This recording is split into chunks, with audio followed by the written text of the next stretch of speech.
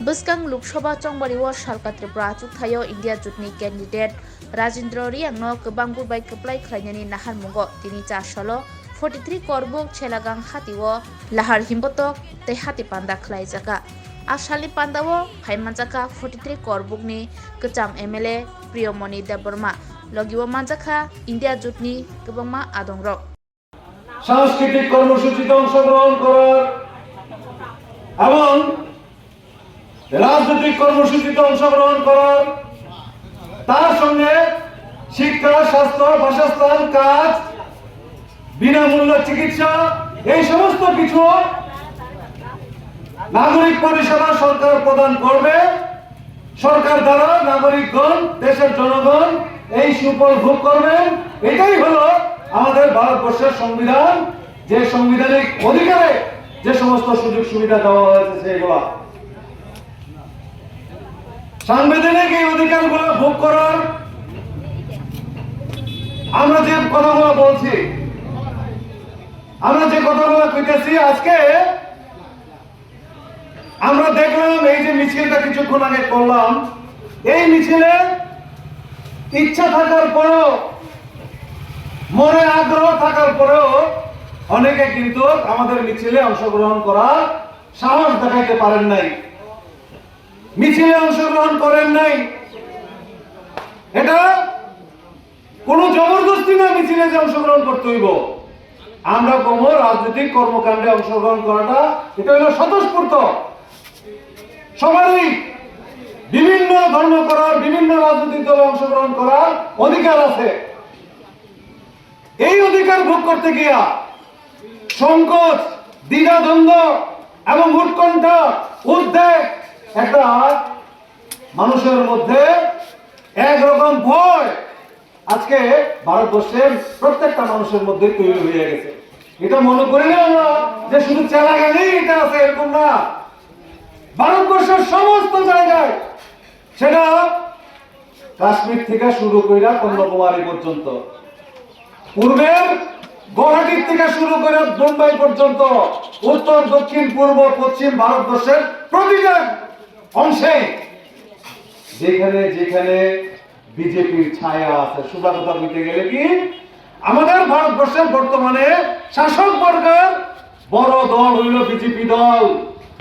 এই বিজেপি দলের তাদের যে দৃষ্টিভঙ্গি, তাদের কাজ করার কায়দা কৌশল, এইগুলোর থেকে মানুষ আজকে আতঙ্কিত ভয়ে ভয়ে রাত্রেবেলা জীবনযাপন করেন। কেউ বাজারে যারা আছেন অথবা বিভিন্ন জায়গায় আছেন, নিজেকে নিজে প্রশ্ন করে দেখেন যে আপনি কি আত্মসন্তুষ্ট, আপনি কি খুশি, আপনি কি ভালো আছেন, নিজে নিজে জিজ্ঞাসা দেখেন। ওই গেছে হিসাব করে দেখেন, বেকারের সংখ্যা দিন দিন বাড়তেছে। শিক্ষিত অর্ধশিক্ষিত বেকারদের পদ শূন্য করে রয়েছে, অর্থাৎ চাকরি দেওয়ার কোন সুযোগ নাই। আমাদের দেশের যে শ্রমমন্ত্রী জিতেন্দ্র সিং গত লোকসভা নির্বাচনের যে হিসাব দেখাইছেন, কি হিসাব? 14 লক্ষ বেকার, 8 লক্ষ শূন্য পদে বেকার নিয়োগ হইব, মানে কর্মচারী নিয়োগ হইব। তার জন্য ইন্টারভিউ দিছে, ইন্টারভিউতে দেখা গেছে প্রায় 42 কোটি বেকার যারা ইন্টারভিউতে অংশগ্রহণ করছেন, তার মধ্যে চাকরি দেওয়া হয়েছে মাত্র 7 লক্ষকে। গত 9 বছরে 7 লক্ষ বেকারকে চাকরি দেওয়া হয়েছে, শূন্য পদ পড়ে রয়েছে কোথায় সে 30 লক্ষ 40 লক্ষ শূন্য পদ। তারপরেও সরকারি পরিসংখ্যান অনুযায়ী, সরকারের হিসাব অনুযায়ী যা শূন্য পদ আছে সেই শূন্য পদ গুলাতেও তো তারা নিয়োগ করে না।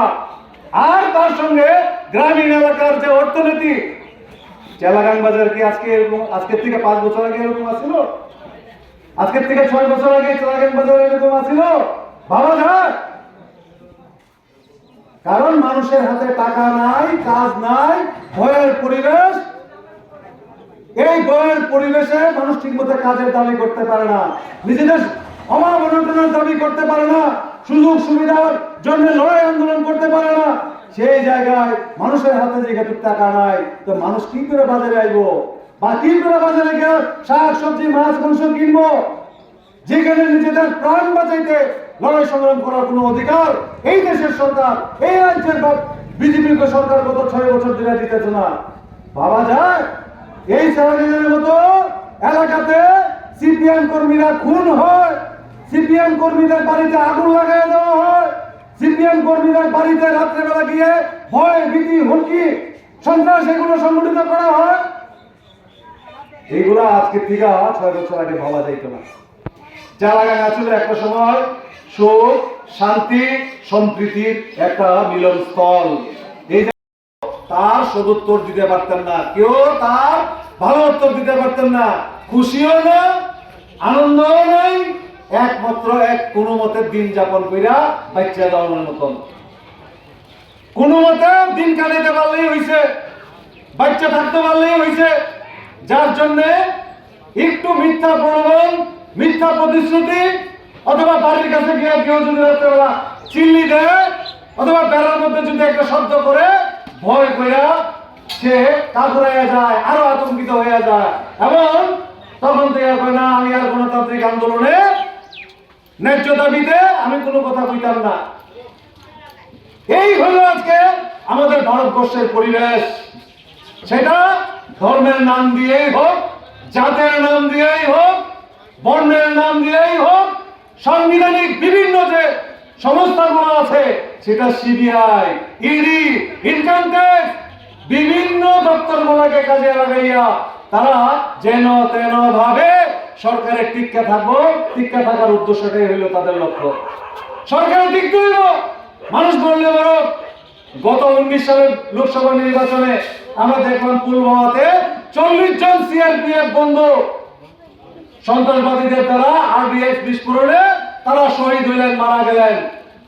সরকারের কাছে আগেই খবর ছিল, কিন্তু মানুষের মনে জাতীয়তাবোধ তৈরি করে লোকসভা নির্বাচনে ফায়দা নেওয়ার উদ্দেশ্যে এই যে চাল চতুরিটা করা হইল, এই চাল চতুরি থেকে মানুষের মধ্যে একটা ভাব তৈরি হইল যে না, বিজেপি ছাড়া পাকিস্তানকে চীনকে সাহায্য করার মতো আর কোনো দল নাই, তাইলে কি করতে হইব, বিজেপিরে জিতাইতে হইব, বিজেপিরে জিতাই দিল। অথচ বেবলুন সবাই ভুলে গেল 2014 সালে এই বিজেপি দলে কইছিল 2 কোটি বেকারের চাকরি, 2 কোটি বেকারের চাকরি এই বিজেপি দলে কইছিল। এবং প্রতিশ্রুতির যে বন্যা, এই প্রতিশ্রুতির বন্যা 2019 সালে কিন্তু একটা শব্দ তারা করে নাই।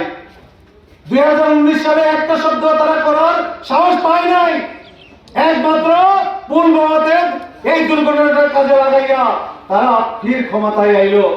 কিন্তু 2024 সালের লোকসভা নির্বাচনে আদৌ তারা এই ধরনের কোনো ইস্যু নাই।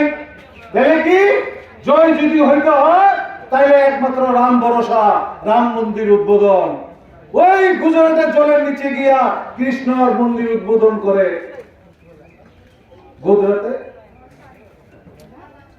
এইগুলা একটা ধর্মীয় নাটক।